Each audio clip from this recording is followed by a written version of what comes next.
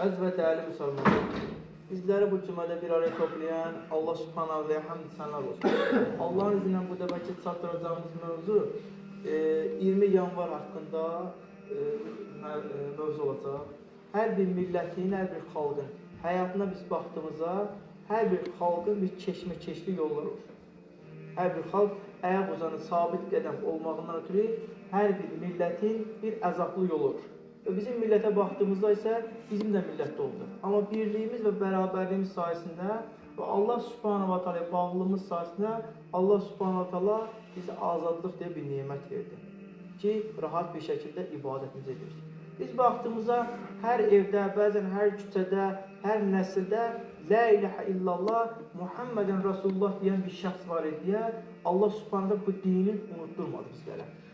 Bəzən xəlbətdə, əsarət altında olduğumuz bu illərə baxdığımızda, bu illər ərzində insanlar rahat bir şəkildə ibadət eləyə bilməsələr belə, amma bu dini tərk etmədilər. Biz tarixə baxdığımızda heç bir millətin, heç bir xalqın bir əsrdə 2 müharibə gördüyümüz görürük. Amma bizim millət görür. Əsrin əvvəlində və əsrin sonunda azadlığımızı. İkinci dəfə isə 20 yanvar hadisələrində isə Allah həmd olsun ki, bizim birliyimiz və bərabərliyimiz sayəsində Allah subhanahu bərəkəti verdi. Allah subhanahu ta'ala Quran-ı Kərimdə buyurur, hamılıqla Allahın ipindən möhkəm yapışır və parçalanmır. Əgər bir olarsızsa Allah subhanahu ta'ala parçalanma olmaz. İnsan nəfsinə, arzusuna uyub, hər kəs öz yolunu haqlı bilərsə, əlbəttə parçalanmağa məhkumdur. Və Allah subhanahu ta'ala Quran-ı Kərimdə buyurur ki, ey insanlar, biz sizi bir kişi və bir qadından yaratdıq.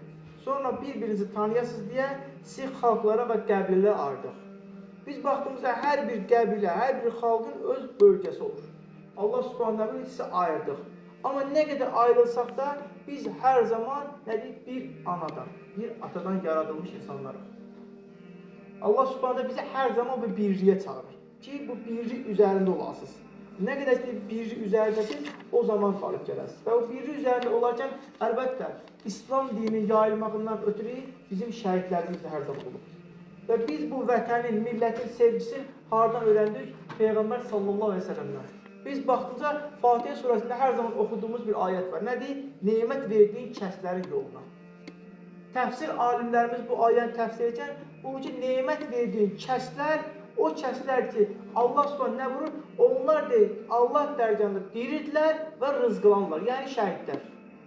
Nemət verdiyi kəslər deyil, o kəslərdir. Ya Rəbbim de bizlər də onlara çatdır. Kimlərə? Allahın yanına gedib çatmış, sadiq bir şəhidlərə. Bu şəhidlik məqamı isə haradan olur? İnsan öz torpağını, öz dini rahat yaşamaqdan ötürü əlləşdiyi anda ortaya çıxır. Bəli, bizim də əziyyətimiz oldu. İllərin əsarət altında qalsaq da, amma bu dini heç bir zaman tərk etmədik biz. Allah subhanahu ona görə bərəkət verdi. Hətta bizim dinimizi elə bir səviyyə gəlib çıxartmışlar ki, nəinki cəm namaz qılmaq, cənazə namazı qılmasın belə bizlər icazə verilmirdi. Dünyasını dəyişənlərimizi belə cənazə namazını qılanda qorxa-qorxa cənazə namazı qılınırdı. Nəinki onun üzərində Quran oxumaq, nəinki məscidlərə gəlib namaz qılmaq, nəinki Quran-ı Kərim oxumaq. Amma o dönəmə biz baxdığımızda nəinki bir evdə, kənddə Quran tapmaq çətin məsələ idi. Tapdığımız da harada? Tövlələrdə, damlarında gizlədildi. Evdə də deyil, tövlələrdə, qorxudan. Amma Allah'ın olsun, Allah subhanahu bu neməti bizə verir ki, rahat Allah'ın evində, Allah'ın dinini rahat bir şey çatdırır və Allah'ın kitabını açıb özümüz oxuya bilirik. Vallahi bilə, amma bu nə ilə olur? İnsanların birlik və bərabərliyi ilə. Həzrət Peyğəmbər nə buyurur? Bir-birinizə həsəd etməyin və kim bəsləməyin, bir-birinizə arxa çevirməyin. Ey Allah'ın qulları, qardaş olun. Qardaş olduğumuz zaman bu azadlığımızı əldə edə bilirik. 20 yanvar hadisələrine baxdığımızda əlyalın insanlar azadlığından ötürü azadlıq bizə nəyi verdi? Dinimizi. Rahat bir şəkildə İslamı yaşayaq deyə. Bəli, qanımızla, canımızla oldu. Amma biz azadlığımızı əldə etdik.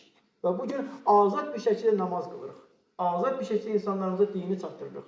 Və bu gəlib bizə çatıbsa, bundan sonraki nəsillərə də bunu çatmaq üçün daima biz dərləşməliyik. Həzrət İbrahim Peyğəmbərimiz nə buyurur? Ya Rəbbim, sən bu bölgəni əmin amanlıq bölgəsidir. Hər birimiz hər bir zaman namazlarımıza nə deməliyik? Ya Rəbbim, bu bölgə necə əminsə, bu bölgəni əmin amanlıq et. Bir müsəlmanın öz bölgəsinin əmin amanlığı üçün mübarizə aparması və onu qoruması onun üzərində vacibdir. Allah subhanahu teala millətimizi, xalqımızı hər zaman Allah subhanahu teala dini üzrə yaşayıb, bu üzrə dünyasını dəyişən bir qullardan etsin. Allah subhanahu bir daha millətimizə, xalqımıza dinsizlik təmsilini göstərməsin.